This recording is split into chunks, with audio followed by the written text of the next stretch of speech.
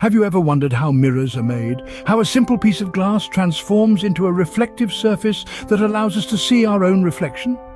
These are questions that you may have pondered over a morning shave or while applying a fresh coat of lipstick. Mirror making, believe it or not, is a fascinating process. It's an art that dates back thousands of years, yet remains as captivating today as it was in ancient times. At its core, it involves transforming a humble piece of glass into a reflective surface. But how does this transformation occur? What magical processes turn a dull, transparent object into a mirror, a tool that has become so integral to our daily lives? The journey from glass to mirror is an intriguing one, filled with science, craftsmanship, and a touch of alchemy. It's a journey we're about to embark on together. So buckle up and prepare to be amazed. Stay tuned as we unravel the art of mirror making, a process that's more fascinating than you might think. The journey of a mirror begins with sand. Yes, ordinary sand. Now you might be wondering, how does this common element found in abundance on our beaches and deserts become the gleaming glass surface of a mirror? Well, the process is truly fascinating. Sand, or more specifically, silica sand, is the primary ingredient in the creation of glass. But it's not just any sand, it must be high in silica content, usually over 90%.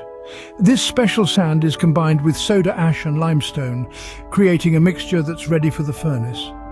This mixture is then subjected to incredibly high temperatures, around 2,700 degrees Fahrenheit, or roughly 1,480 degrees Celsius. This intense heat melts the sand mixture into a molten state. Imagine a fiery inferno turning the powdery sand into a hot, flowing liquid. But we're not done yet. The molten sand mixture doesn't immediately become the glass we're familiar with.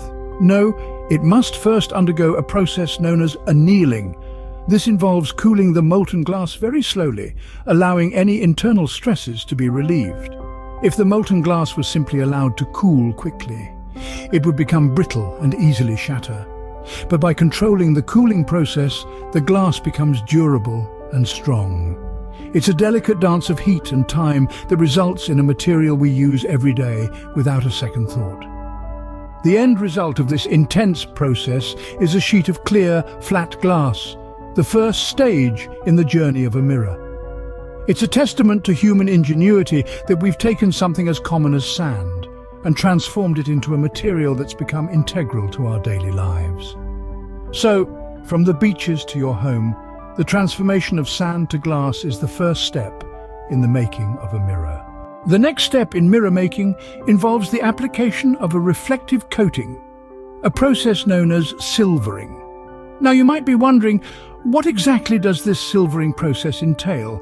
Well, it's a fascinating process that involves applying a thin layer of a reflective material such as aluminum or silver to one side of the glass. This is what gives the mirror its reflective properties. So how does this happen? Well, it starts with a clean, polished piece of glass. The glass is carefully placed into a special vacuum chamber. The chamber is then sealed and all the air is sucked out, creating a vacuum. This ensures that there are no particles or impurities that could interfere with the coating process. Once the vacuum is established, the chosen reflective material, let's say it's aluminum for our example, is heated until it vaporizes. The vaporized aluminum then condenses onto the surface of the glass, creating a thin, even layer of reflective material. This process is carefully monitored to ensure a uniform coating. Now, why use aluminum or silver? Well, these materials are chosen for their excellent reflective properties. Aluminum, for instance, reflects about 90% of the light that hits it, making it an excellent choice for creating mirrors. But it's not just about reflecting light. The silvering process also helps to protect the glass, adding a layer of durability. This is important because mirrors are often handled and cleaned, and the silvering helps to protect the glass from scratches and other damage. So in essence, the silvering process is a critical step in mirror making. It's what transforms a plain piece of glass into a reflective surface. And while it may seem like a simple process, it's actually a delicate balance of science and artistry. It requires precise control over temperature, pressure and timing to achieve the perfect reflective surface. The silvering process transforms a plain piece of glass into a reflective surface, bringing us one step closer to the final product. After the silvering process, the mirror isn't ready just yet. There's one more crucial step to go. The mirror now has a reflective surface thanks to the silver or aluminum coating. However, this shiny layer is vulnerable. It can easily be scratched or suffer other forms of damage. This is where the protective paint layer steps in, a guardian, if you will, for the reflective surface. Let's take a moment to appreciate this unsung hero in the mirror-making process. The protective paint layer is usually composed of two layers. The first is a copper layer, followed by a layer of paint. The copper layer offers protection against potential chemical reactions that could tarnish the mirror's reflective surface. The layer of paint, on the other hand, provides a barrier against physical damage. Now you might wonder, why copper? Well, copper is a fantastic choice because it adheres well to the silver layer and provides an excellent base for the paint.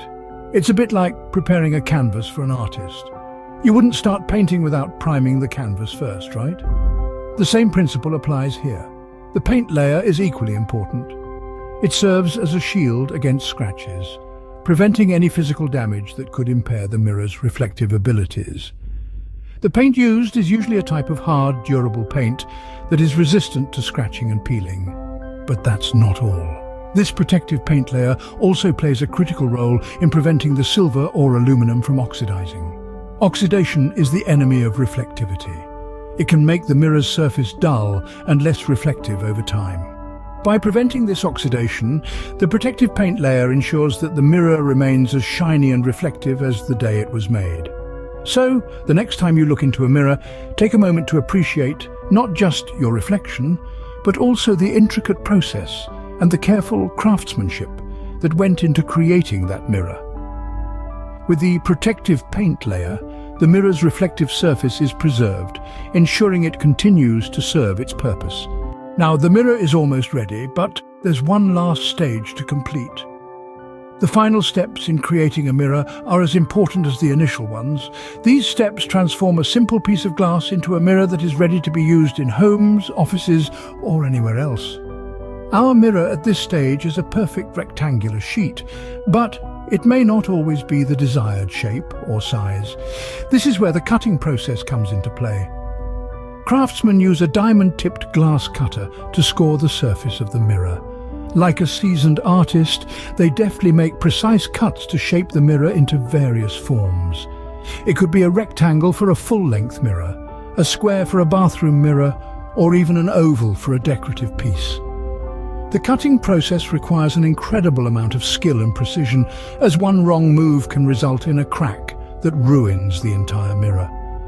Once the mirror is cut to the desired shape and size, it's time to polish the edges for safety. The edges of a freshly cut mirror can be quite sharp and pose a risk of injury. To mitigate this, the edges are polished using a grinding wheel.